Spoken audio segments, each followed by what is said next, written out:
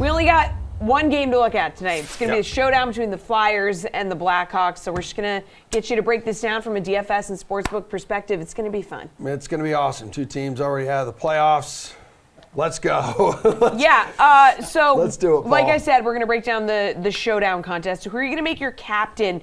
As you recall, for the captain, 1.5 times the salary, but 1.5 times the DK fantasy points.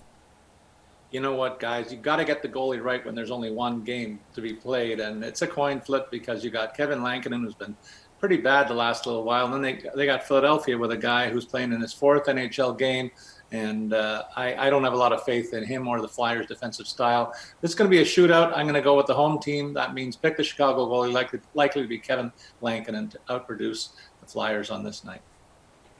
Oh, wow. All right, man. Let's go. Value. Need value in this showdown. Mm-hmm. I don't know how much value you can find.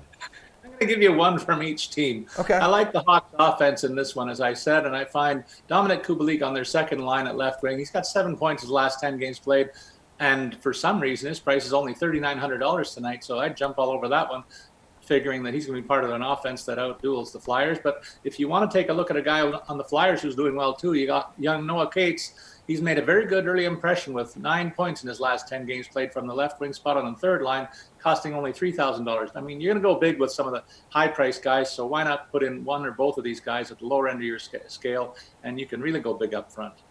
All right, let's move on over to the DK Sportsbook here. Two teams, like Emerson mentioned, not really motivated by anything because they're both out of the playoffs.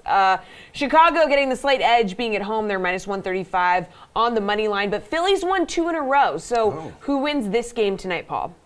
I'm going to say Chicago wins it. The home ice being the decisive factor more than anything else, I would suggest Philadelphia is not going to sustain the fact that they won the last couple of games on their schedule. The Hawks have been a little bit better on the whole, and I'm going to take that to be a factor as well. I think the best value here is found in taking the Hawks to win by 2 goals and paying out at 160 on the puck line this evening.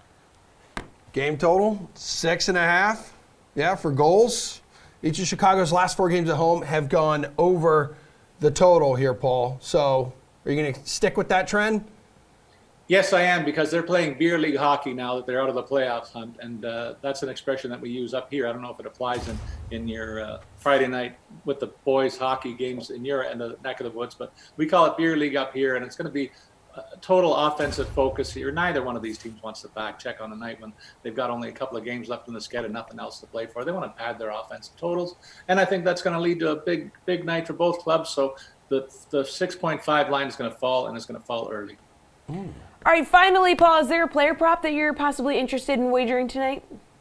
You know what? If I'm on the right side of this, picking a high-scoring game, I'm going to bet on the top guy in terms of points that's going to be on the ice tonight, and that's one Patrick Kane. I would bet that he scores a goal tonight, paying up at plus 150. If you're looking for a longer shot, go with a guy who's been wielding a hot stick for the other side, Morgan Frost, who has local ties locally in my neck of the woods.